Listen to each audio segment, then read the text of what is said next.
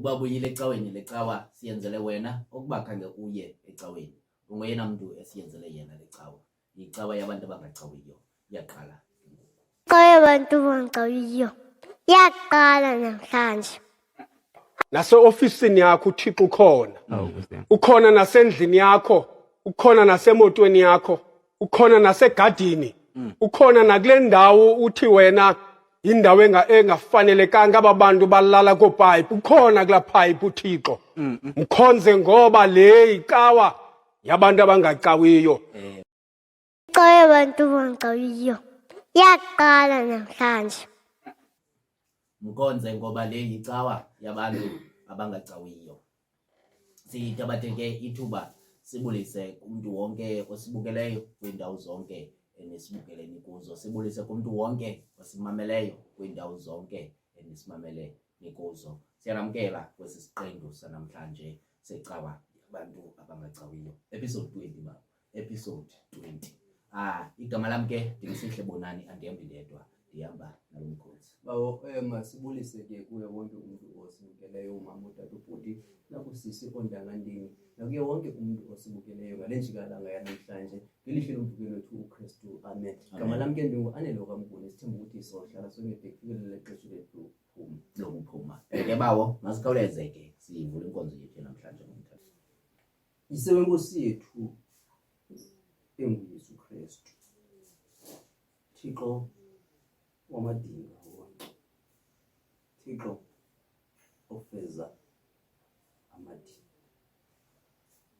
Usisiqalo wena ukwasiso nesiphelo, Thixo wethu. Wena Thixo wethu olungileyo ongajongwayo iliso lenyama, Thixo wethu olungileyo. Wena Thixo wethu olungileyo olulanyelwa ngayindalo, Thixo namandla amakhulu. Wena Thixo wethu olungileyo okwazi ukuthetha, Thixo wethu olungileyo kuthi apho bengekhoyo kubonakale kubakhinde, Thixo wethu olungileyo. Sikunika udumo, sikunika umbeko, Thixo wethu olungileyo. Sikunika obongangamsha, Thixo wethu olungileyo. Wena Thixo wethu ongajongwayo ngeliso lenyama, Thixo wethu olungileyo. Siza Thixo wethu olungileyo phambi kwetrone yakho. Siza Thixo wethu olungileyo phambi kobabalo lakho. Siza Thixo wethu olungileyo phambi kwengcwele yengcwele yakho, Thixo wethu olungileyo.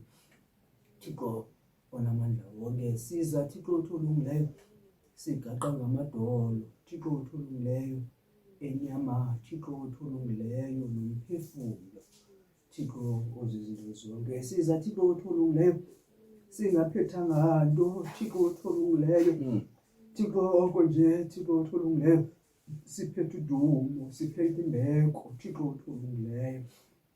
Thixo wethu olungileyo xa sisiza kuwe kodwa, Thixo wethu olungileyo qala, Thixo wethu olungileyo ngomvandedwa osenhliziyweni, Thixo wethu olungileyo kwenzele, Thixo wethu olungileyo ukuza kwethu kuwe, Thixo namandla amakhulu kulunge, Thixo wethu olungileyo, Thixo namandla amakhulu. Thixo wethu olungileyo xa sisiza kuwe, Thixo namandla amakhulu, Thixo ozizinto zonke. Kukho abantu ngoku, Thixo wethu ngalo mzuzu, Thixo namandla amakhulu abazibone, Thixo wethu olungileyo bengenamakhaya, Thixo wethu olungileyo kuba Thixo namandla amakhulu ifikile, Thixo namandla amakhulu imvula, Thixo wethu olungileyo yakhukhulisa, Thixo wethu olungileyo. Abanye Thixo wethu olungileyo bazibona, Thixo wethu olungileyo bengenazihlobo, Thixo wethu olungileyo belahlekelwe, Thixo namandla amakhulu ngabo bebathandayo, Thixo wethu olungileyo, Thixo namandla amakhulu. Abanye Thixo wethu olungileyo, Thixo wethu olungileyo bathe, Thixo wethu olungileyo balahlekelwa, Thixo wethu olungileyo ngabantu abebebekelwa ebebebekiswa ngaphezu kwetafile, Thixo wethu olungileyo. Abanye Thixo wethu olungileyo kwizindlu ezimkileyo, Thixo wethu olungileyo, Thixo namandla amakhulu abayazi nokubana, Thixo wethu olungileyo bazoqala badibanise, Thixo wethu olungileyo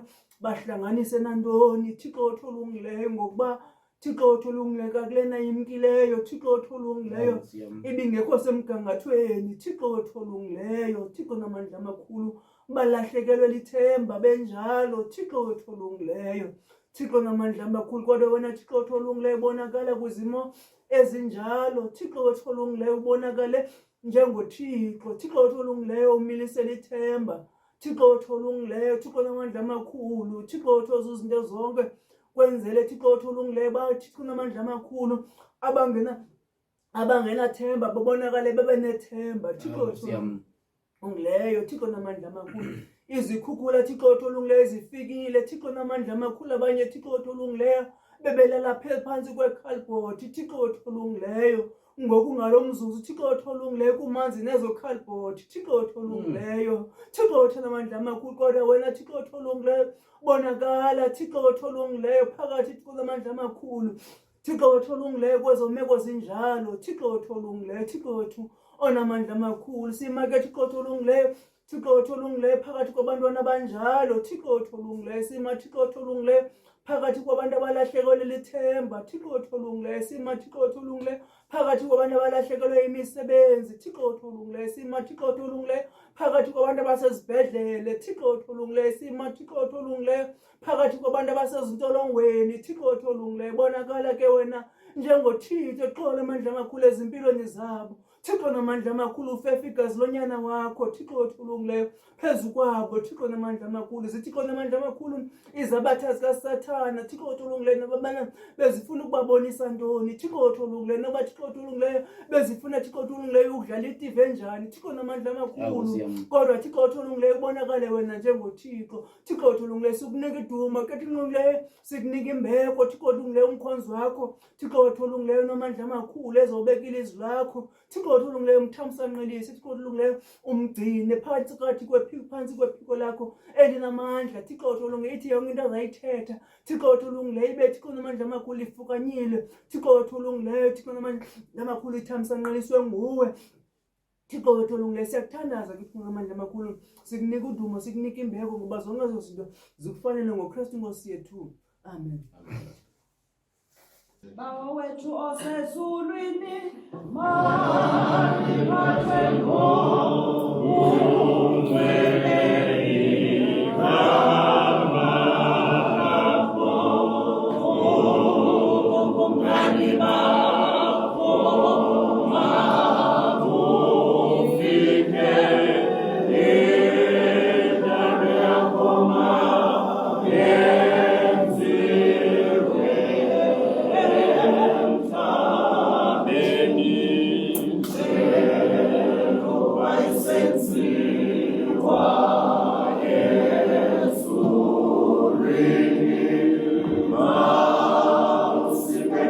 Jesus.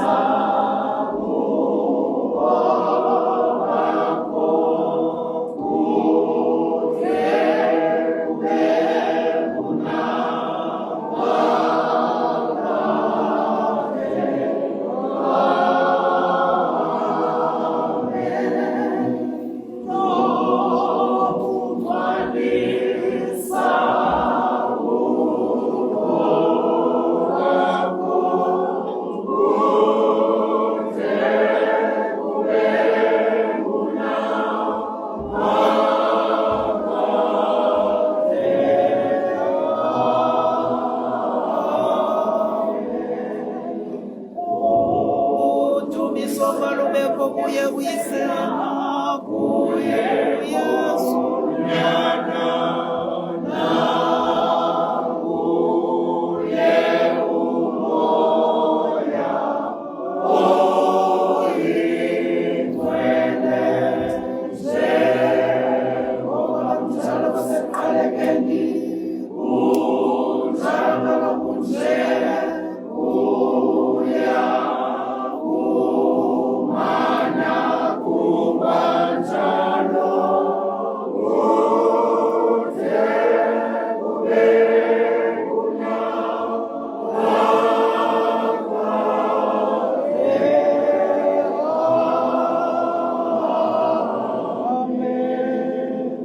Sikhawuleze ke siye bazalwane emnikelweni. Ukuba awukanikeli siyacela unikele. Umnikelo wethu ulula ke ukuba ucofe usubscribe ukuba awukamcofi usubscribe. Ukuba ke uyayithanda le nkqubo ucofe ulike. Ungalibali ke nokucofa la notification bell ikuchazela into yokuba icawa yabantu abangacawiyo iyaqala namhlanje. Umnikelo omkhulu ke esidla ngowuthanda olamnikelo wenkonzo yomlomo kwindawo zakho ohamba kuzo umane usithi ngecawa pha ngensimbi yesihlanu ikhona icawa yabantu abangacawiyo pha ku YouTube kumnikelo wethu ke lowo. Sinamkele ke bazalwane abasandula ukusijoin nifika xa sisanda ukuvula inkonzo yethu yanamhlanje. Into elandelayo ke ngokuba nisilinde apho siya khona. Bawo abantu ze basilinde phi? Phambana abantu basilinde bawo. Phamba abantu basilinde. Bawo lana bengumvulo na. Okanye bengulo sinaphi kodwa Ukuqala kwemvulo. Kuye kwabakho izantshala ezikhathwa ngumoya. Kwabakho ke ubomi kwabantu abaphulukana nobomi. Inani beli close to ugqibela kwami ukuva ngayo beli close to 100. Kodwa bawo ndinayo into ethi man andiyazi noba ndizobe ndihashi na kwabantu abasiphetheyo xa ndisithi ikhona i-element yokungakhathali kubantu abasiphetheyo. Ngoba bawo mhlawumbi noba umntu ebemnye okanye bebabini bawo ngesindile akunobakho into ebhabhayo bawo ibenye eprovinsini enkulu kangaka igqiba ibe segqeberha bawo kwexesha imozulu ibixelile ngaphambili bade aba bantu baseburhulumenteni bakhupha nesiqwayiso into ethi bana kwiintsuku ezinje izawuba khona imeko enje kodwa kuyacaca ukuthi khange bayilungiselele bawo. Akekho umntu bawo onohlala phezu kwendlu, akekho umntu onohlala phezu komthi bawo i-5 hours ibe imeko leya ibilungiselelo. Siyanicela mani bantu abasemagunyeni, siyanicela bantu abasemagunyeni mhlawumbi ayinochaphazela abantu benu kuba okanye ayinochaphazela nina nabantwana benu kodwa aba bantu ngabantu enibabolekwe nguThixo. Kakhe nibaxabise mani abantu enibabolekwe nguThixo. Nawuthi xa nisiya evotini niphinde nithethe ezinye izinto nisi-blackmail ngobana eli lizwe alinofika libuyele ebantwini abamhlophe. Kweli xesha abantu bebala lenu anibaphethanga kakuhle mani. Hayi bawo iniphethe kakubi yenziwe ngabantu bephondo mani. Ngebesindile abantu bakowethu if bana besiphathene kakuhle. Bawo abantu mani masiyacela ukuthi basilinde sigqithile ke kule lencwadi yaseRoma isahluko sesihlanu ivesi yokuqala soma kulaa vesi yesihlanu incwadi yabaseRoma chapter 5 verse 1 up until verse 5 emveni ke kwale ingoma.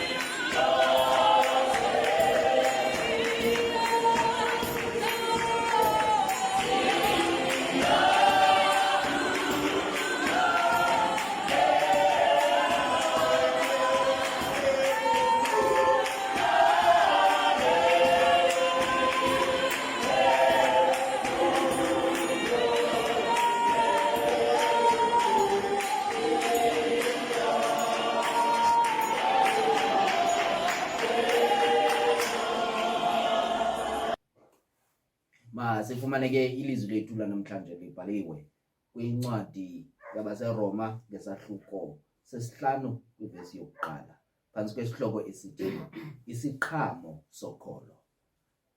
KwabaseRoma chapter 5 sawuqala kwivesi yokuqala phantsi kwesihloko esithi isiqhamo sokholo. Ifunda ke ngolu hlobo. Ngoko sigwetyelwe nje ngokwaselukholweni sinoxolo kuThixo ngayo iNkosi yethu uYesu Kristu, esabanako ngaye ukuthi singene ngokholo kolu babalo simiyo kulo, siqhayise ngokuthemba uzuko lukaThixo. Asikukuphela ke oko sizingca nangembandezelo ezi, sisazi ukuba imbandezelo isebenza unyamezelo, unyamezelo ke lusebenza ukucikideka, ukucikideka ke kusebenza ithemba, ithemba ke alidanisi ngokuba uthando lukaThixo luthululelwe ezintliziyweni zethu ngomoya oyingcwele esamnikwayo. Eli lilizwi lenkosi eliviwa bubumnyama bubaleke. Makasikelele uThixo ilizwi ukufundwa kwalo ngoYesu Kristu ngokulangona phakade. Amen. Amen.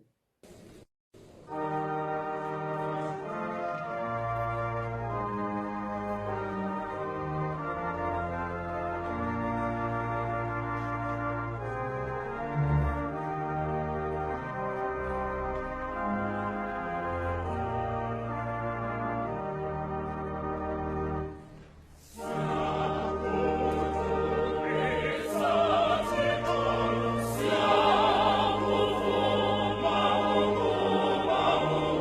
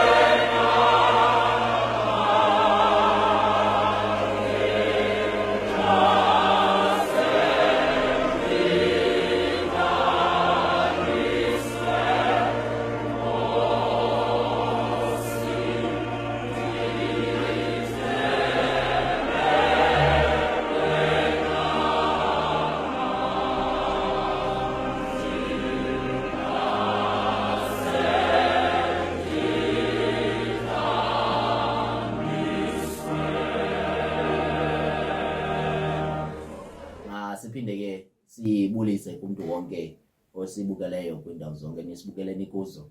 Sibulise kumuntu osimameleyo kwindawo zonke enisimamele nikuzo.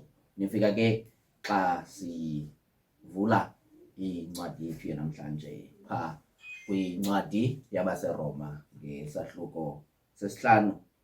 Siqale ke kwivesi yokuqala sayotsho kwivesi yesihlanu, isihloko esithi isiqhamo sokholo. Ke bawo pha kwivesi yesithathu uya kwivesi yesihlanu.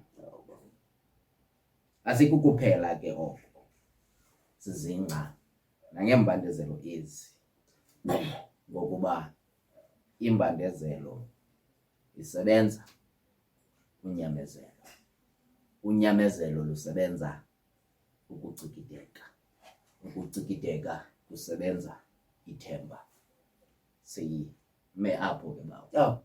Sime apho bawo. Thando lukaThixo luzamane luphruthuluka apha endleleni njengokuba liqhele ukwenza. Ngoba uthando lukaThixo luhleli nje luyaphruthuluka. Ukubona izinto zingahambi kakuhle okanye ubona izinto ungazideserve. Uske uthando lukaThixo luphruthuluke. Sele ucinezelwa okanye sele mhlawumbi imbandezelo ikwambethe lusuke uthando lukaThixo luphruthuluke. Yiloo nto ke mhlawumbi singazokusondela kodwa ke mhlawumbi apha encokweni le yethu uzawumane luzivelela ngoba uthando lukaThixo asikwazi ncam ukuthetha ngalo ngoba asiliqondi nokuliqonda.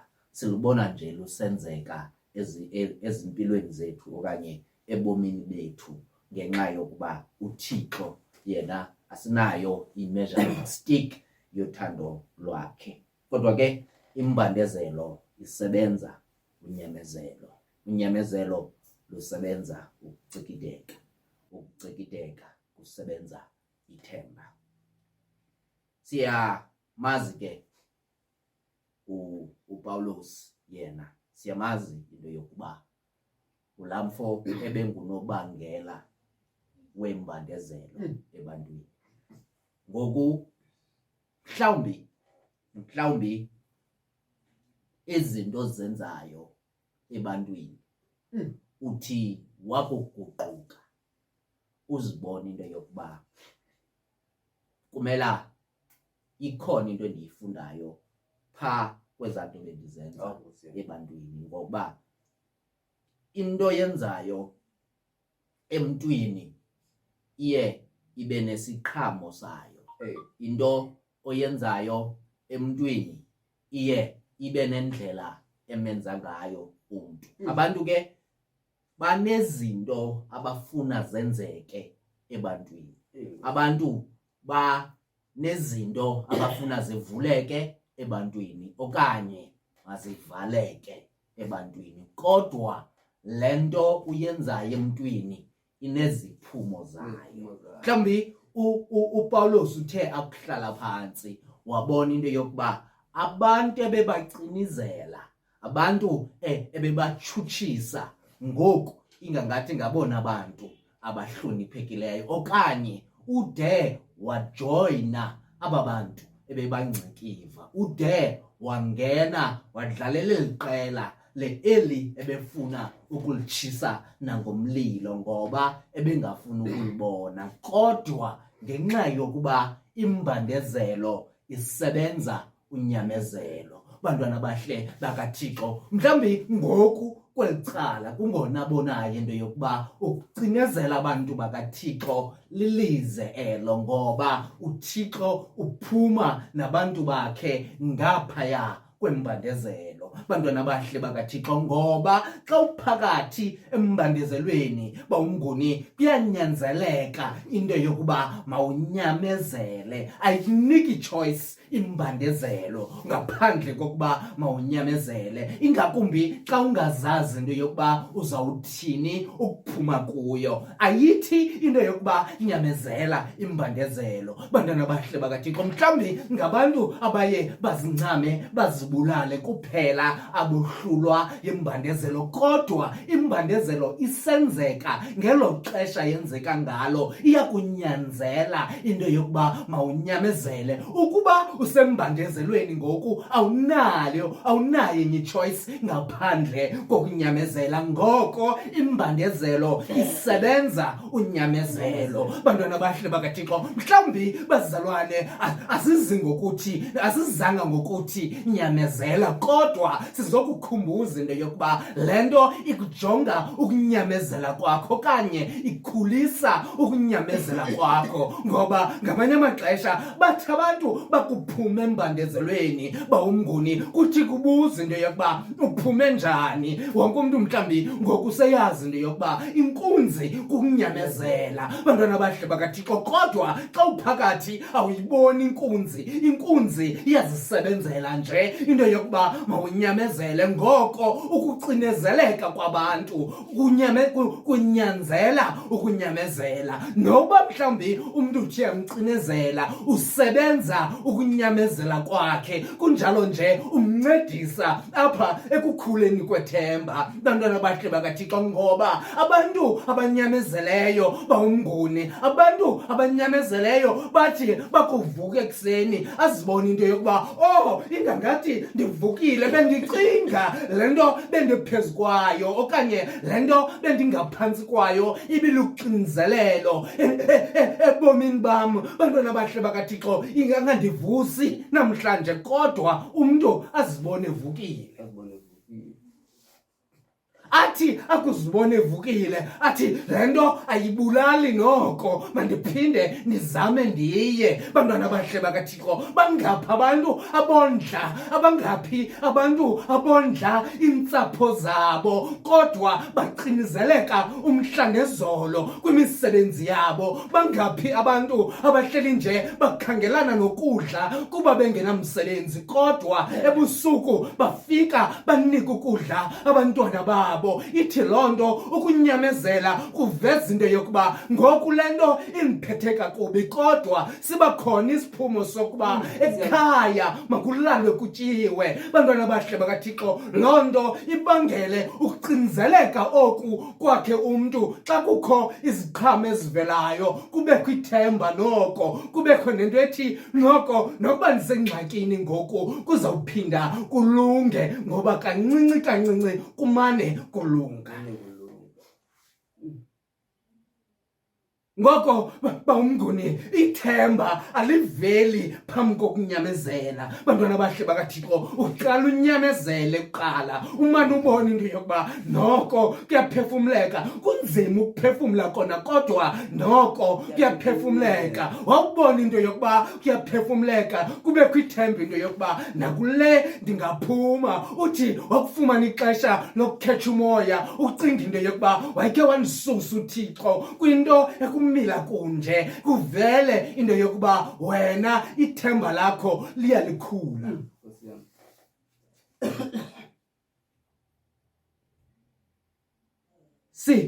Sikule climate sikuyo ngoku.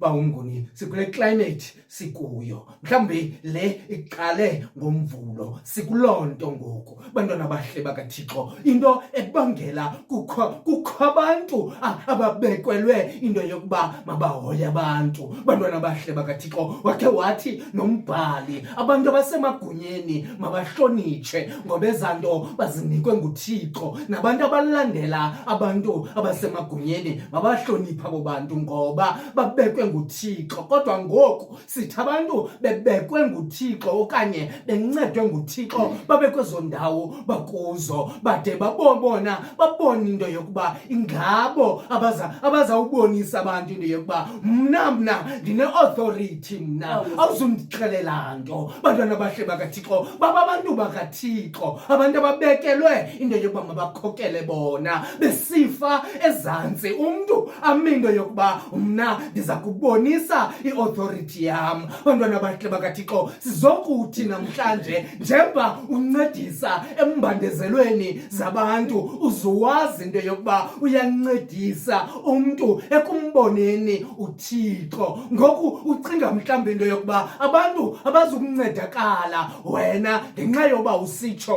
kodwa uThixo yena uvela xa kanye wena mntu umele uncede umntu ungafuni ukunceda. Angenele uThixo ancede apho kube ngona kubonakalayo into yokuba kulungile xa usembandezelweni wena ungayeki ukuba nethemba. Ngoko zelumkele uthi usendaweni ephezulu ube ngunobangela wembandezelo ebantwini, ngoba unceda ukholo lwalaa mntu. Bantwana bahle bakaThixo, ngoba sikhe sibava abantu bawumnguni besithi, oh Nkosi yam, bendicinga into yokuba ndingangaphumi ngoba abantu bebesendaweni bebengafuni ndiphume, kodwa ndizibona ndingaphandle ngoku. Umntu angabiza abantu into yokuba ndancedwa ngubani, athi kule indawo kuyo obani babengafuni ndibe kuyo, kodwa amandla kaThixo andibeke apha. Ngoku zulumke, ungabi sizathu sokuba abantu bandivalela, kodwa uThixo yena wandinceda.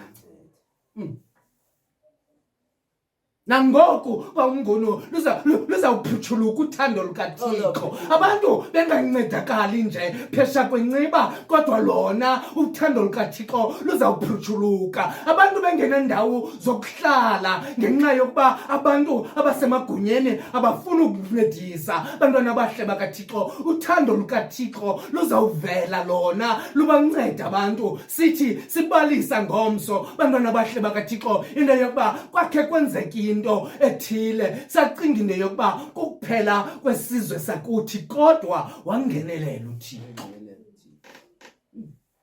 Le mbandezelo uyenzayo emntwini ingenzeka into yokuba wena ucinga uyamcinizela, kanti umsondeza kakhulu kuThixo.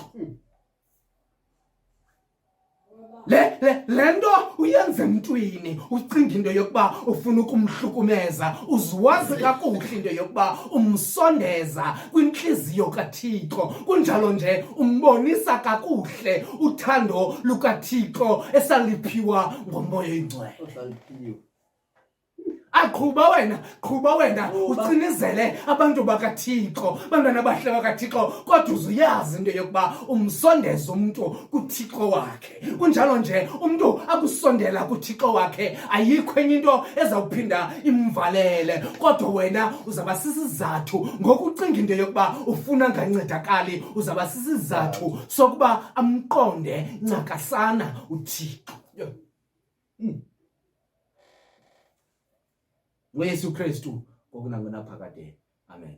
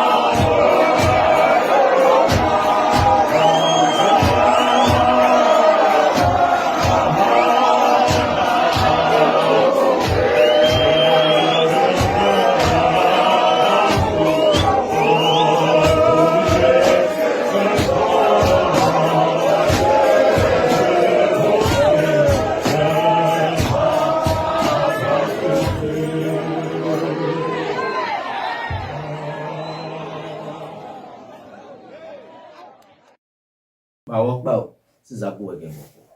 Bawo kukho abantu namhlanje esibabona bethobekile. Ewe bawo. Esibabona bezeka kahle umsindo. Esibabona mhlambe sithi xa sibajongile sithi thini imbandezelo ubahambulishile aba bantu. Ewe bawo. Kwelike njengamagama ke esiwasebenzisayo apha ebomini. Silibale lento ithi unyamezelo ke lusebenza ukucikideka. Ukucikideka ke kusebenza ithemba. Mhlawumbe ke ukuba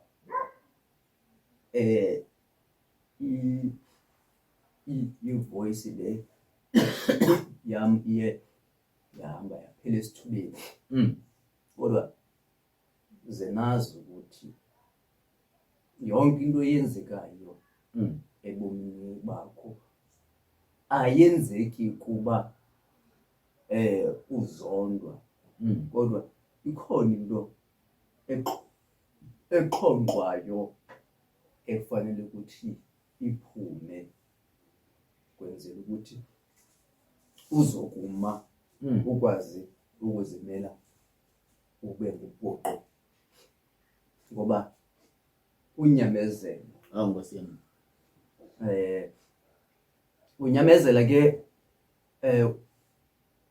mhlambi ungenile ezimbandezelweni. Imbandezelo ke esingena kuzo ziyohlukahlukana. Nkosi yami. Mhlambi imbandezelo onongena kuyo ayifani nembandezelo Ozongena kuyo. kodwa sonke sisembandezelweni. Ewe bawo. Abanye ke basembandezelweni ezibonakalayo. Nkosi yami. Umbone lo muntu ukuthi chini nansi imbandezelo yakhe. Nkosi yami. Omnye ulwa nezinto esingazibonile. Ewe bawo. Simbone umuntu emhle kanti ujijisana nanto Ewe bawo. ebangela ukuthi angalali ebusuku. Nkosi yami.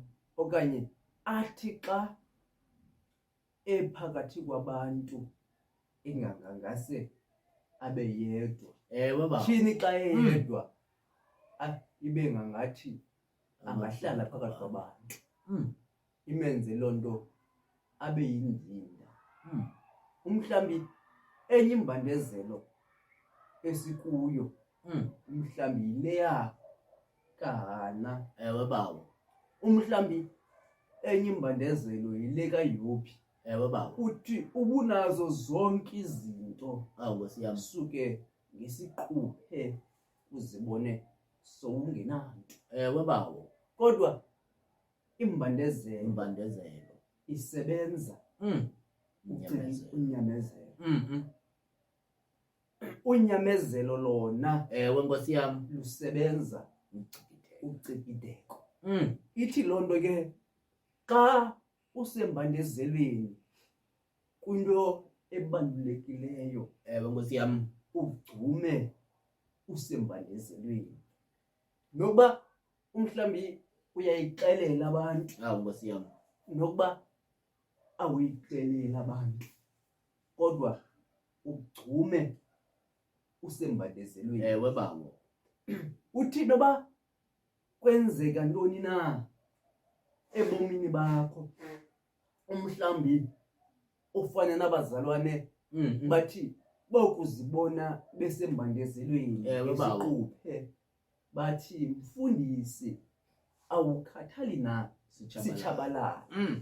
Ngoba bayayazi ukuthi ngexesha lembandezelo Nkosi yami. ababize bani. Ngoba imbandezelo lena isebenza Nkosi yami. ucikideko. uThixo. Ukucikideka ke komuntu koku kuthi mhlawumbi wonke umuntu uzelwe Nkosi yami. enako ukuthobeka, wonke umuntu uzelwe enalo uthando, Nkosi yami. wonke umuntu uzelwe enayo inhliziyo enhle necingela nenqwenela omnye umuntu into entle. Nkosi yami. Kodwa ezi zinto zinhle ebomini bomuntu zikhompitha nezinye izinto. Ewe bawo.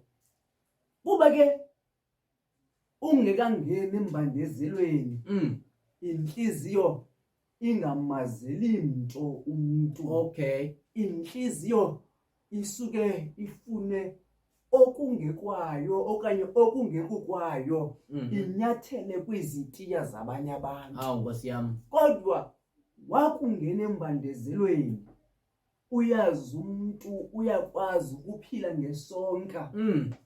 Uyazi umuntu uyakwazi ukugodola.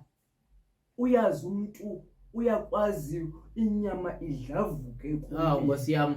Lonto ikwenza ukuthi mawubuilde icharacter. Ewe bawo. Ezinye imbandezelo ngamanye amathuba azifuna ukuba masithethe thina. Nkosi yami. Kanti khona lento ithonyolaliswayo kuwe umhlawumbi uthetha kakhulu. Ewe bawo. Umhlawumbi ezinye imbandezelo esingena kuzo azifuna umuntu ozilwelwayo kanti kubuildwa bana ukuthembela kuThixo. Nkosi yami. Bana bahle uthi emveni bana zenzekile zonke ezo zinto sibone umuntu okholose nothembele kuThixo ngokuqale wacikidwa yimbandezelo. Bantwana bahle bedinga emveni bana umhlawumbi ezi zinto zonke zikucikidile uthi umhlawumbi uphuma kule into abone uThixo ukuthi tshini lo mntana akakalungi akufake kwenye into. Bantwana bahle bedinga uthi xa uphuma kule imbandezelo uphinde ungene kulena. Uthi xa uphina uphinde uphume kulena umhlawumbi ubuphume esikolweni ungumuntu ostruglishayo ezincwadini zakho wathatha ithuba ukuphume okanye ukuphumelela esikolweni yakucikida imbandezelo. Bantwana bahle bethi kwabonwa umuntu othanda isikolo. Bedinga kanti wena loo nto leyo okanye ukucikideka kwakho kwenze ukuthi ube nethemba na ukubana uzophumelela. Emveni bana uphumelele uThixo aphinde akucudisele khona angakuniki umsebenzi.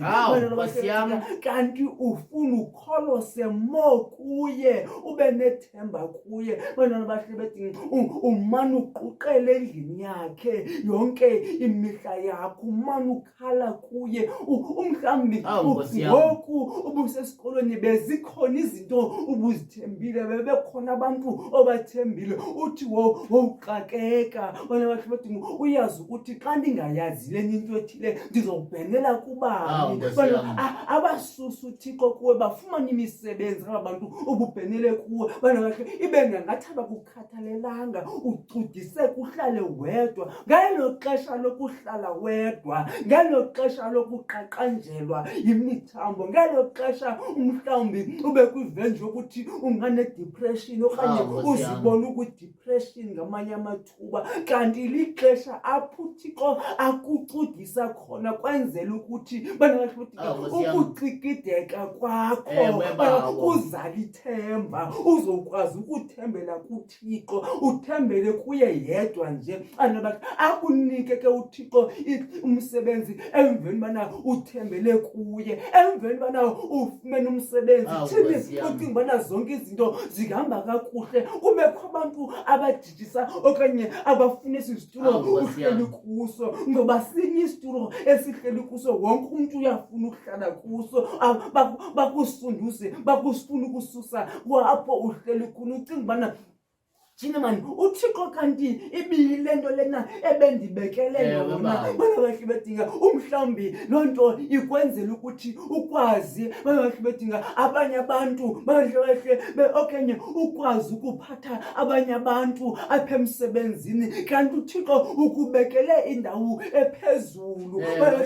Into endizama ukuyithetha umhlambi kwimeko okuyo bahle bedinga umhlambi kwimeko yokungafumani bantwana uThixo uyakubona ngoku ukuthi i-character yakho ayikalungu ukubana ube ngumama usakoluka uThixo kwenzela ukuthi ulungele uba ngumama okanye ulungele uba ngutata ebantwaneni bakho. Bana bathi akucudisi uThixo umhlambi uThixo engakunikeza izinto uzinqwenelayo umhlambi uThixo engekayivi okanye engekayiphendula imithandazo yakho ikhona into badinga ayilungisayo ebomini bakho efuneka ukuthi badinga unyamezele kule meko kuyo unyamezele badinga kule mbandezelo kuyo badinga ngoba imbandezelo badinga isebenza ukunyamezela khona kusebenza ukucikideka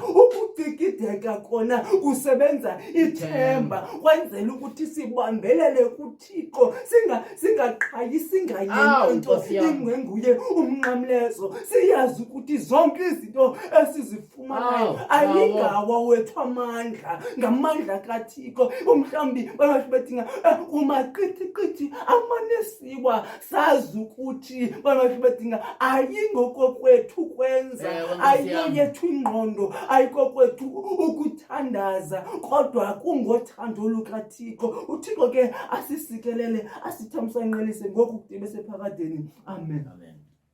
Oh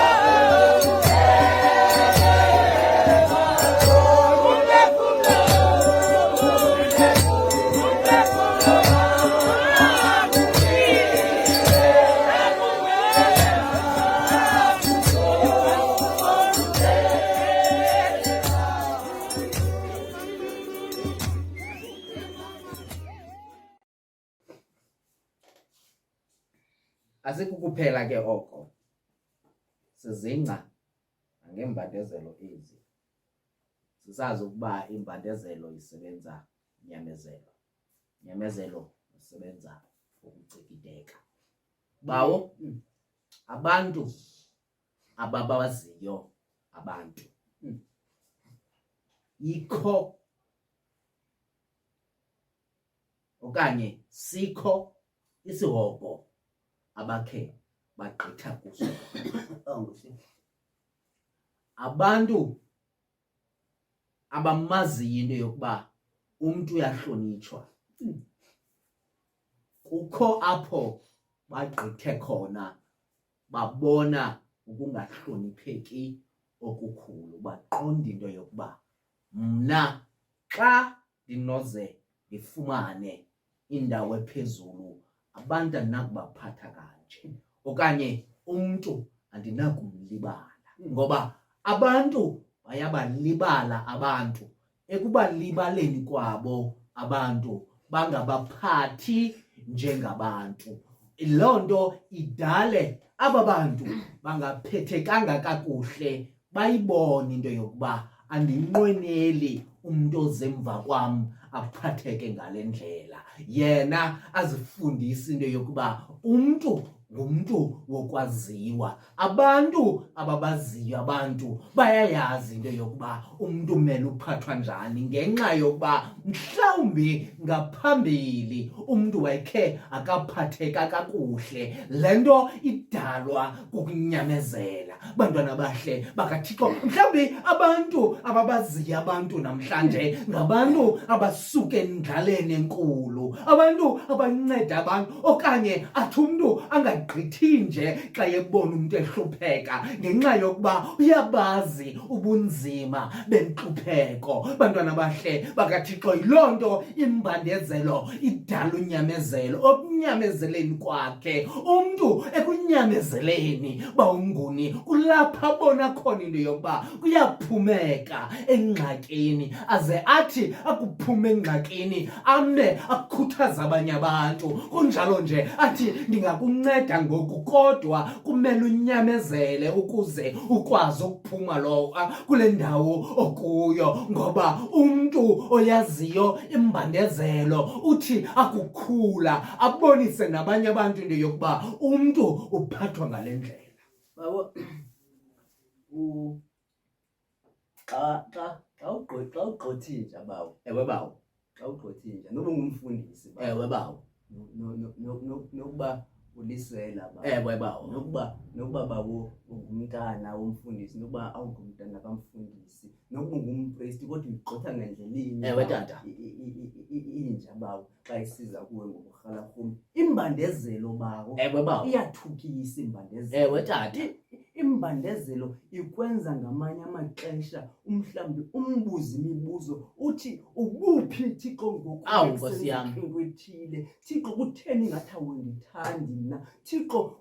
uThixo ayingomntu uexistayo. Bantwana bahle bethi umbuze imibuzo okanye umsole nokumsola ewe bawo, uThixo, ngoba imbandezelo lena inayo into yokukhupha ubuntu Ewe, Nkosi yam. emntwini. Bantwana bahle bedinga, kodwa xana ithi bana apha ezantsi, xana uyazi ukubana imbandezelo lena yenza ntoni, Ewe, bantwana Nkosi bahle yam. bedinga, kodwa uqhayisana ngayo Hey, Nkosi yam. imbandezelo. Bantwana bahle bedinga, ngoba uyayazi ukuthi imbandezelo lena, bantwana bahle bedinga, ikhona into eyenzayo kwikharektha yakho, ikhona into eyenzayo ebuntwini bakho, noba zingeza umhlambi, bantwana bahle bedinga, zibe njengestorm phezu kwakho, kodwa uyayazi ukuthi emveni bana zigqithile uzowuhlaziyeka emandleni. Bantwana bahle bedinga, ngoba bantwana bahle umhlambi xa zisiza, bantwana bahle bedinga imbandezelo, usuke uphakamise izandla, bantwana bahle bedinga uphakamise igama likaThixo, bantwana bahle bedinga kwenzela ukuthi bonke abantu abajongileyo bayazi ukuthi uThixo lona uyasindisa, ngoba uyayazi ukuthi imbandezelo isebenza ntoni.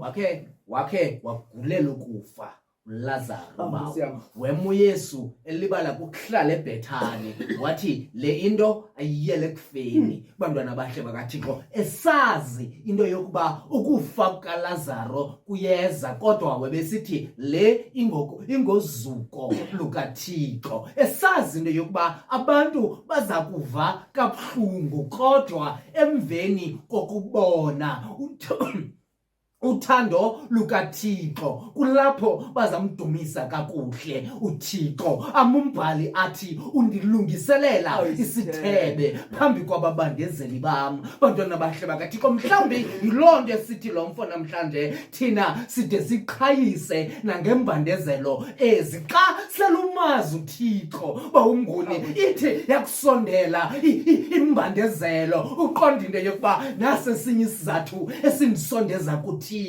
Bantwana bahle bakaThixo, mhlawumbi umuntu owazana noThixo uthi kwakubalula kakhulu amane ebanoloyiko ngenxa yokuba mhlawumbi ndingaphuncukana noThixo. Bantwana bahle bakaThixo, ngoba amaSirayeli athi kwakumnandi ahambe ayodlala nabanye abantwana phaphandle bamlibala uThixo, kodwa umuntu omaziyo uThixo mhlawumbi uthi akubona imbandezelo isiza aqhwaba izandla ngamaxesha athi noko ndiyayazi yona ayizundiphatha kakuhle kodwa isiqhamo sendisibonile into yokuba uThixo uyabathanda abantu bakhe, nale nobiziswa ngumntu nobiziswa yintoni na. Bantwana bahle bakaThixo, kodwa imbandezelo nje ndiyayazi into yokuba izandisondeza kuThixo. Loo nto ithi abantu abacinizela abantu ze balumkele into yokuba basondeza abantu kuThixo. Ingangathi bawunguni umntu xa ungamfundi sikumyeke nje ungamcinezeli, ngoba ukumcinezela kwakho kuthi uba yimbandezelo kuye. Loo nto ithi ekugqibeleni umsondeza kuThixo. Ingangathi abantu bakaThixo xa ungabafuni bayeke baziqalele kulaa ndawo bazonwabele ukwenzele bamlibale ngokwabo uThixo, kodwa wena xa ubangcikiva uzabasondeza kuThixo ngoba bazawuhamba bayoqhayisa ngale nto into yokuba Thixo ifikile enye imbandezelo namhlanje ifuna ndisondele kuwe. Ngoko Thixo nantsi imbandezelo ngubani abuThixo sithi kakade into esisondeza ncakasana sondela mntanam myeke yena. Bantwana bahle bakaThixo, uthi wena ubucinga into yokuba uvala amasango uske wothuke umntu xa engapha kwamasango ngoba uThixo usondele emntwini wakhe ingakumbi ngembandezelo. Amumbhali athi ubize mna ngembandezelo ndakuhlangula uze wena undizukise. Umntu owazana noThixo ukhangela loo nto, ukhangela i-opportunity yokuzukisa uThixo. Ngoko wena ubuya uyamnika isizathu sokuzukisa uThixo, uzawusondela uThixo ancedakala umntu wakhe. Awo utshaba solusiza selisiza bawo lesiza ngamandla. Nkosi yami. Selimile liphambi kwakho uqelisa uGoliathi fike kwekwane ithi nobungaza ngalo hlobuza ngalo kodwa mna ndiza egameni loyise Nkosi yami. nyana nelomoya oyingcwele kuba siqhayisa bawo ukuthemba Nkosi yami. uzuko Bawo kaThixo. Ayingowethu amandla ingowethu baba. Nokuba mhlawumbi utshaba olu bantwana bahle bedinga lungaza ngamandla, bana eyona nto siyinikiweyo thina luzuko okanye bantwana bahle bedinga ukuthemba uzuko lukaThixo.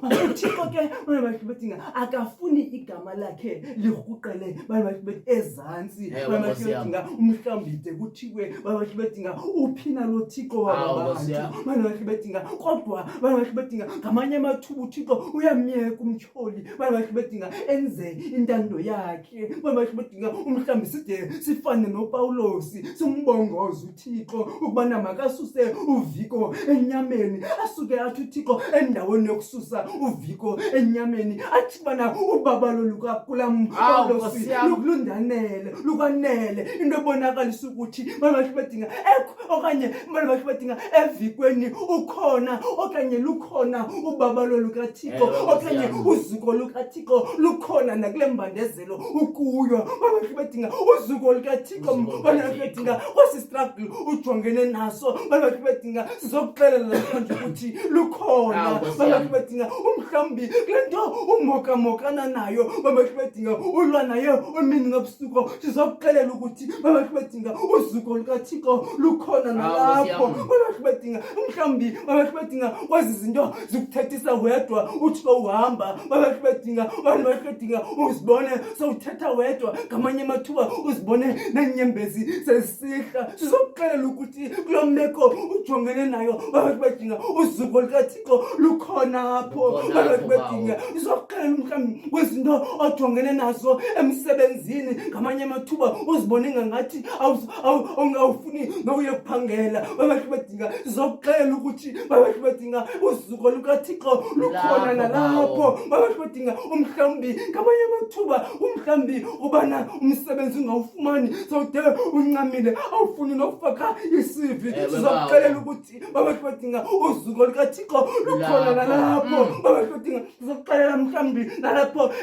umhlambi endlini yakho, umhlambi manje bedinga uThixo uzama lena udinga ihlangane namhlanje ibhotya lakhe phambi kwamehlo wakho, sizokuxelela ukuthi ibhotya lakhe injalo uzuko lukaThixo udinga lusekhona nalapho, umhlambi uzihlobo zakho relationship zakho, sizokuxelela ukuthi manje uzuko lukaThixo lusekhona nalapho, manje sikhayisa ngalo mosi uzuko lukaThixo, sazuThixo asiyekele, sazuThixo asishiye, manje bedinga umhlambi umava ojongene nawo, sizokuxelela ukuthi kawushikike ubheke phambili, manje bedinga igazi eliphumayo, manje bedinga kawusuke ulidibanise nomhlaba ubheke phambili, uzuko lukaThixo lukhona nalapho, asikeleleke uThixo asithembise ngqilise ngokude bese phakathini. Amen.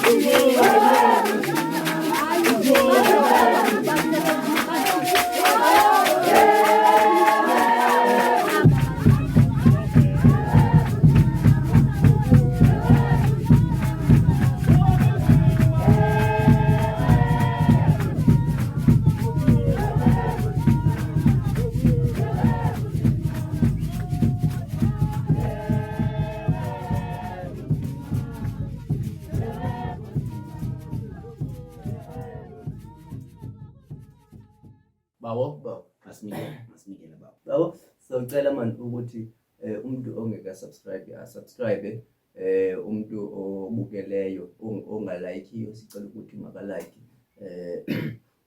ubana ke so subscribe sicela ukuthi uhit the notification bell kwenzela ukuthi izokukhumbuza ukubana icawe yabantu abangacawe iyaqala ngetsimbi 5 bexesha ngolomzana nokabonana umane ke umane ngamanye amathuba umbhaqa ehamba nami kundawo ke esihamba kuzo kundawo esijiva kuzo kundawo esicula kuzo kundawo esishumayela kuzo phamba senze ezo zinto si invite ukuthi masizenze bawondi ndiqaphela ukuthi noko abantu balicawe abantu abangacawiyo benibone uJaru Sijura ewe utata Sijula Sijula ese-radioini bawo ese-radio membe endala ke hayi membe endala le bawo kuyafuneka ke befuneka akathi phamba athethe emsakazweni echaza ubana icawe yabantu ewe Sijula xa uphinda ucela tata ubakhumbuze pha eradioini into bayicawe yabantu abangacawiyo ngentsimbi yesihlanu. Ibalulekile ke inkonzo yomlomo ukuthi kwindawo esihamba kuzo sichaze ukuthi icawe yabantu abangacawiyo iyaqhubeka apha ku YouTube wenzela ukuthi izokhula wena nje kuba uhlaziyeka nomunye umuntu osecaleni kwakho nomuntu ongapha yahlaziyeka ukwenzela ukuthi isizwe sethu sikhule ba ewe bawo ke phambi kuba sigoduke bawo besawuthi siyacela ke apha kulomnikelo bazalwane xa nithandaza nithandazele amakhaya aye abandakanyeka kwizikhukhula nezentyala ebeziye zenzeka apha evekini nibabeke bazalwane mhlawumbi uncedo luzawuvela emveni kwemithandazo. Thandazela nalorhulumente ungakhathaliyo ma ewe tata injalo masele ke sivale inkosi yethu namhlanje babo ngofefe le nkosi yethu uYesu Kristu uthando lukaThixo nobudlelwane bomoya ingcwele bungahlala kuthi sonke idilwe inkosi ngoku nakho naphakade amen. Amen. Amen, amen, amen, amen, amen, amen, amen,